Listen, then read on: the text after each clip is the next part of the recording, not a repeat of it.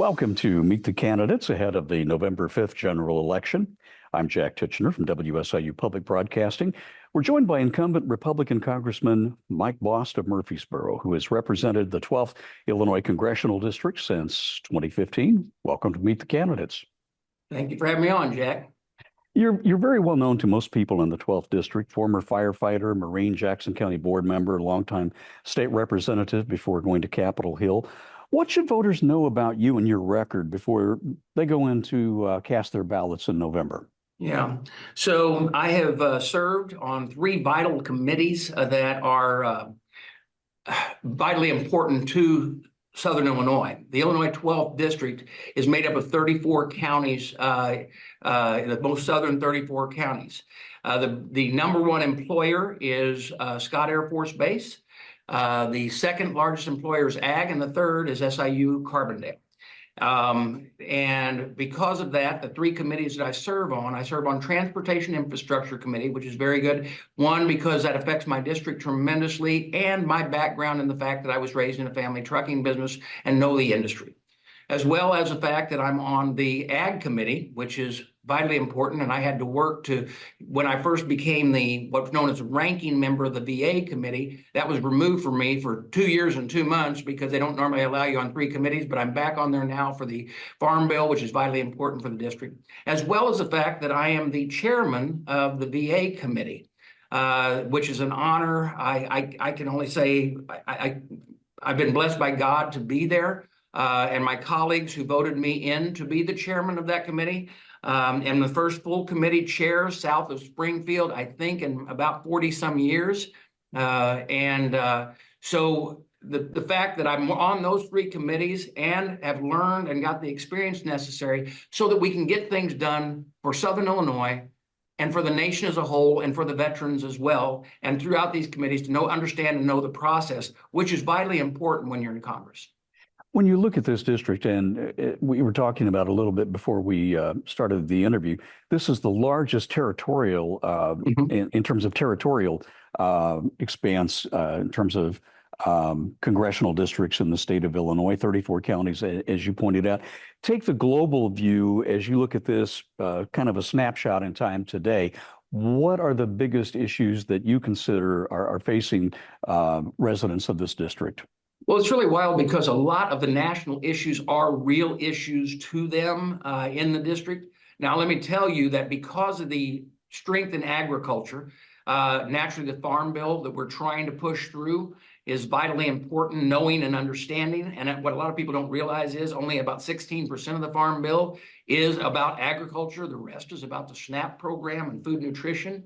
So there's that's important to our farmers. Of course, there's also the economy, and watching over the last 4 years of our dollar not being able to buy as much as it used to. I believe that was caused by the fourth COVID bill. The first was but the last COVID bill was, even though economists said we shouldn't have done it, it was pushed forward. I did not support that one. That drove us into this inflation issue that we've not seen since the 70s. Dealing with that is vitally important. And even though we're not a border state, I think the issues that are occurring with immigration and the border are vitally important to the district. And I hear a lot about that out there as well. Government overreach quite often. And then the other issues that are out there, not so much as in the Southern District, because they don't understand this part of it. But like I said, my largest employer is Scott Air Force Base. A whole lot of it is make sure that the mission at Scott Air Force Base is handled right through the Department of Defense, that we understand what the mission is, that I understand what the mission is there, and am a clear voice for them as well. You touched on inflation. Consumer prices rose 2.5% during August. July was the first time the inflation rate had been below 3% since 2021. Even so, a lot of Illinoisans are still feeling the pinch of higher prices when it comes to food and other necessities. What is Congress's role in trying to help working families make ends meet, or does it have a role? Yeah, well, let me explain to you that, when we did the Tax and Jobs Act of 2017, there's a group of those tax reforms that will expire. They will expire for the middle income, small business, inheritance tax, all of those things. When we passed that bill, if you'll remember, up until COVID, our GDP was growing with leaps and bounds. And if we get the GDP and get job growth back, then you're going to see that dollar go a little further, get us back on track there. We do not need a tax increase. And one thing we don't need is some other type of stimulus package to throw more money out there where you have less or more dollars chasing less products. And that's what was a problem that we dealt with there. So what Congress needs to do is go back and deal with making sure that we make those tax reforms permanent, and then also make sure that we continue to work like we did prior to this administration in reaching out to do the things we need to do to encourage jobs to return to the United States. And we need to do that for two reasons. One, for the question you just asked, how do we make sure that we bring down and make the economy burn, that our dollars go further, and that we're back where we were prior to COVID. And that's how one way we're going to get there. But the other important reason for doing that to bring those jobs back home is what we saw in COVID. And that is making sure that we're producing the products that we can become self-sufficient inside our borders, not to be locked out of the world, but be secure in the world. And the fact that we don't have, all of a sudden, we don't have a product that's vitally important because we've allowed another nation and we have to become dependent on them. I want to segue into the Illinois economy a bit more. Statewide unemployment rates in Illinois stand at 5.5% in July compared to the national average of around 4.4%.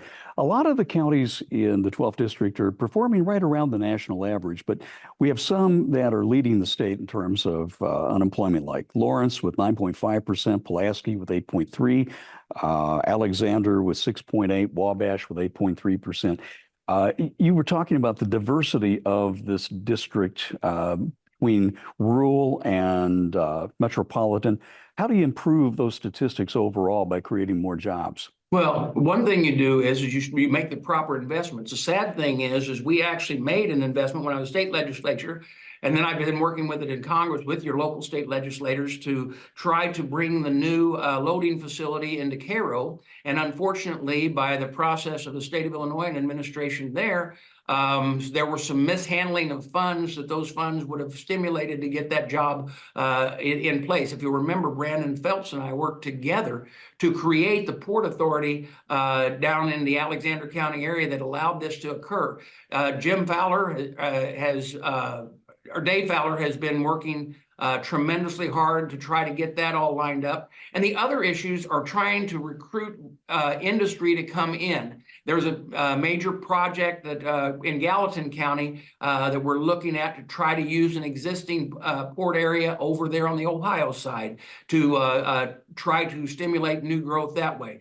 And depending on which counties they are, and that's why you have to know with this job, each county, what is the thing that we can reach out and do that will encourage job growth? Now, some of those counties have a very small population and very few people work in them anyway, as far as working in the county. They usually travel outside the county to work. But the farmers so you have to stay abreast of the ag. And right now, we've got to make sure through the ag, when we pass the Farm Bill, we also have to give trade promotion authority to whichever president it is. And understand this administration has not asked for any, but they've got to be able to make those negotiations and those trade deals with those foreign countries so that our grain prices will increase, so that a farmer isn't just planting a crop, harvesting a crop that won't even pay for the money he spent planting it. He or she spent planting it. So these are the things we have to know while working in Congress, that, okay, and believe me, whenever I say we're asked as members of Congress to know a lot about a lot of different things. And we have to work with our staff to make sure that we're well aware of how each piece of legislation affects our district. And that's what I end up doing as far as trying to make the economy grow in each one of those counties.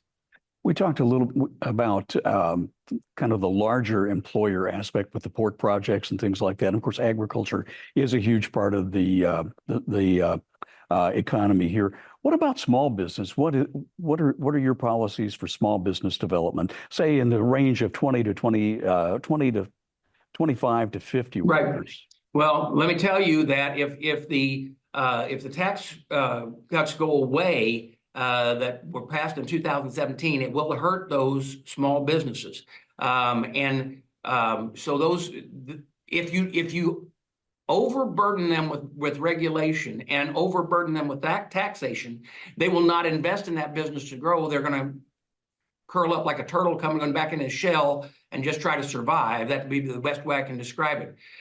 Just today, I was endorsed by the Illinois Chamber of Commerce, and that is because knowing and understanding, because Jack, I know you understand this, I did come from small business, the small trucking business. My wife and I, for years, owned a beauty salon. So dealing with small business is what I understand. And because of that, we need to make sure that no burdensome regulations, and that varies by business, and we have to watch that very closely. And also then making sure that they're in a situation where we don't tax them out of existence. Just before coming on the set, I was reading an update on the Farm Bill. There's so much attention right now, of course, that in Congress focused on disaster relief because of the hurricanes and other natural disasters. It doesn't appear that there's much chance at this point that there's going to be much progress on that $2.2 trillion farm bill in the lame duck session. What's at stake for farmers as this plays out, and what are the key components you want to see in the final product when it eventually is passed? Right. Well, one thing for sure is I actually spent last year, when we thought we would be able to get it done in the year it was supposed to be done, right? We actually toured all 34 counties. We had meetings with all of the farm bureaus, individual stakeholders, to make sure what was the most important thing in there.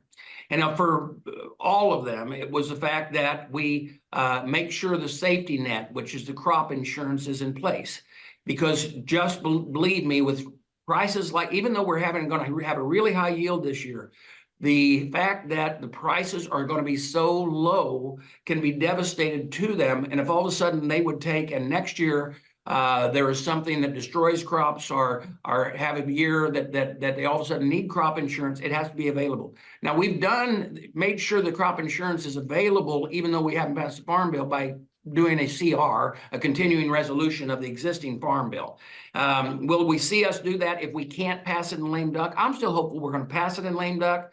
But the other issues that are out there are the new Farm Bill actually does increases in a lot of the areas as far as our trade and our ability to trade, and the increase so the dollars amount, so we can actually try to make sure those markets are opening up to the level they need to around the world. And what we did was we increased that for the first time since 2002 Farm Bill. That's a long time not to make the investment that we need to make. Now, we're going to need to make sure that we get these things taken care of as far as you just mentioned the hurricanes and the disasters that are going, but we're going to have to make sure that that is provided for. But we have to be very, very wise now in how we spend our money, but you got to get return on those dollars. And the Farm Bill does that. It gives you return on your dollars. Let's turn to immigration for a moment. The U.S. Customs and Border Patrol agencies reporting that recent border security measures have led to a nearly 30% drop in Border Patrol apprehensions from May to June of this year. But that still remains a huge concern for a lot of folks. A congressional solution apparently will have to wait until the new Congress takes office next year. What kind of border protection plan would you endorse if you're reelected? I would endorse the one that we had during the Trump administration. And that is the fact that we would go ahead and secure the southern border. You can call it a wall, you can call it a fence, whatever you want to call it. I have actually been to Eagle Pass twice and watched the situation there. Let me tell you that the numbers that are, because I looked at these numbers very closely, that you showed that there's a reduction over the last couple of months. That has a whole lot to do with not what the federal government is doing, but what the state of Texas has done for themselves as far as stopping the flow across Texas, so they're now moving over to the other states. So what we need to do is we need to have a true bill to deal with, secure the border. We need to have an administration that aggressively deals with the Mexican administration and say that the Remain in Mexico policy is reinstated, and send a clear message that if you want to come here legally, you can, but coming here illegally, well, you will be deported under the laws of this nation. Because if I want anyone who wants to come to this nation, we're all from, well, I say that unless you're American Indian or a Native American, you've came from some sort of immigration. Mine might have been 100 years before yours, or yours 100 years before mine. But that being said, immigrating legally is vitally important to a great nation that has golden opportunity. I had this conversation of all things with an Uber driver just the other day about the concerns that he has as a person trying to get his citizenship that came here legally. Even so, there are still a lot of undocumented immigrants in the United States at this point. And a lot of those folks want to go to work. They want to be productive citizens in the United States and and claim a stake here. What about increasing the number of work permits for folks who find themselves in those positions? Now that's something different. Yes, it is. Not for the ones that are here and have not undocumented, but understand that those who use the visa to come in, and for instance, in Southern Illinois, we use a lot of migrant workers to come here for our apple orchards and our peach orchards, at dairy farms, for many of the jobs for landscaping. These are vitally important. Now, we tried to deal with that, Jack, back in 2015 under the Good Latch 1 and Good Latch 2 bill. I supported those reforms, and those reforms are the types of things we need. Not amnesty, but reforms in the system to allow for the workers that need to be here for those type jobs, that the people running those operations know that they're going to have the workers here, that then they still have the touch back to their home country. But there's a real argument, and I saw this in Eagle Pass, Texas. The people who were those migrant workers that would come across are very frustrated because the actual immigrants that are coming into this nation untethered are actually, a lot of the American people want to put them in the same pot. They're not in the same pot. It's a real problem, though, whenever we don't have controlled borders to control that. I want to ask you about your position on reproductive rights for women in the wake of the Dobbs decision. Some congressional Republicans continue pushing in the House Republican Conference, keep pushing for a national ban on abortion. Do you support that? You can't. So I'm pro-life, and there's no doubt that I will support pro-life language. But I want to tell you that we argued for Roe versus Wade to be returned to the states. It's now returned to the states. I believe that that's where it's going to stay. I don't think that. Look, I wish there was never ever abortion. Ever. But let me tell you that we need to make sure that we fought for Roe versus Wade. It returned to the states. If we fought for that, it's very hard to come back and say, oh, no, we're going to make a national ban. The question is, if it was before me, would I vote for it? I'll have to read the actual language and see what it says. I'm pro-life myself, and it has been my issue. And if people don't like my pro-life stance, I can't change it. It's a moral issue for me. If it came up as a national issue, if Congress was going to approach that as a national ban, would rape, incest, or protecting the life of the mother be part of the exceptions? I think that rape, incest has always been in there. And the Hyde Amendment, rape, incest, life of the mother. Don't confuse with what like VA has right now. The VA is saying they said they use that the Hyde Amendment. They do not. First off, VA is not supposed to be doing any abortions, even though this administration is doing that. That was banned in 1996 through the VA. And let me say it this way: that rape, incest, life of the mother was the Hyde Amendment. I would never ever. I've got a wife. I got 2 daughters, and I got 7 granddaughters. I would hope that they would never be in that situation. But my position has always been that I'm solidly pro-life. On the topic of gun violence, mass shootings defined by incidents in which 4 or more victims are involved still dominate the headlines. The last figures I saw as of July 31st were we had nearly 500 people killed and over 1,500 people wounded in almost 400 shootings. What's your solution to the problem? I know that you're pro Second Amendment. Pro Second Amendment, yeah. But what about tougher background checks at the federal level? Renewing a national ban on assault weapons, Well, the problem is, weapons. Jack, the problem with the assault weapon ban is that you've got people who don't understand what an assault weapon is. You remember that Illinois had the assault weapon ban and then they got rid of it. But the thing was that the a Ruger 1022 rifle that I used to hunt squirrel, according to their definition, because it had a pistol grip on it, was an assault weapon. So as you say, what is an assault weapon and everything like that? You understand in the 30s, we banned fully automatic weapons.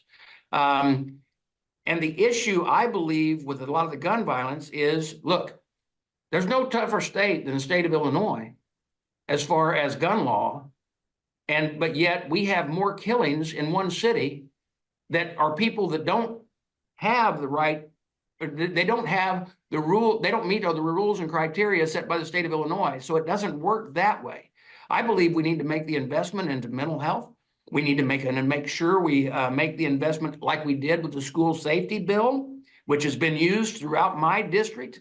And because it allows for a grant through the Department of Justice by the local police to go to the school district for the needs they have. And it's very unique needs in the fact that Lick Creek, where I had some schools, they wanted special locks, they wanted a school safety officer or whichever. Lick Creek just needed a cell phone tower so that in case of emergency, somebody could make a telephone call. So knowing and understanding that, as far as the gun violence is out there. We've got to deal with mental health. We've got to deal with all of those issues. But we've got to deal with them as we see them come up. But as far as we've got to be very, very careful, because the Second Amendment is still just that. It's the Second Amendment. I'm as faithful to the Second Amendment as I am every other amendment, and I will continue to be so. We're running short on time, a little over 3.5 minutes left. The Heritage Foundation's Project 2025 plan calls for eliminating the U.S. Department of Education. Do you support that? Well, let me tell you that I have never read the 2025, even though, and you'll find out that most Republicans have not. And you'll also find out that the guy that wrote it from the Heritage Foundation has been fired. But as far as education is concerned, I think that, the states control their education and should. I was on the education committee and higher education committee in the state of Illinois, and have been a supporter of education. But I also am a supporter of the person's right to either use private schools and our homeschool. Right now, there's some real problems that are going on with a lot of our schools. If you just have to look at Chicago school districts right now, I think that there needs to be some sensible changes. Now, what those changes will be, I do not know, but we're going to, I'm not on that committee of jurisdiction, but I know the people that are on it. And, we've got to make sure that the education that we provide for our children is for our children, not necessarily for the people who are working in the system. The Clean Air Act of 1990 basically dealt an almost fatal blow to the Illinois coal industry that employed thousands of miners at one time. How would you make the 12th district more competitive when it comes to renewable forms of energy? Well, here's one thing. First off, I've always been an all-in type person. Let me tell you, though, whether it is solar or wind, the bad thing with solar and wind is we offer a tax incentive to put it out there, but we don't have a tax incentive once the solar panels start failing or the wind industry starts failing. But yet in the coal industry, we had to have reclamation. Along with the nuclear energy, we have to have that there's some way that we deal with the waste from the nuclear energy. I think that there's a lot of things that are going on right now, Jack, in that industry. Unfortunately, we've got to be very, very careful that we don't put ourselves in a position that we demand an industry to change that science has not got to that point yet. We'd love for solar to always work and for wind to always work. One thing we are doing is they're coming out with the new nuclear plants, and we're looking into that. They are the smaller generators, almost like a nuclear submarine, and finding that way. I'm still a believer. I don't want to see the cleanest coal burning fire plant in the world in my district be shut down. But if it is going to be shut down, it's not under the federal rules. It's the rules that the state of Illinois passed. And if they stay in place, they're going to want to shut Prairie State Energy down by 2035. And Congressman Bost, we are at the end of our time for this edition of Meet the Candidates. Thank you very much for your time, and we appreciate it. Thank you so much. Thank you.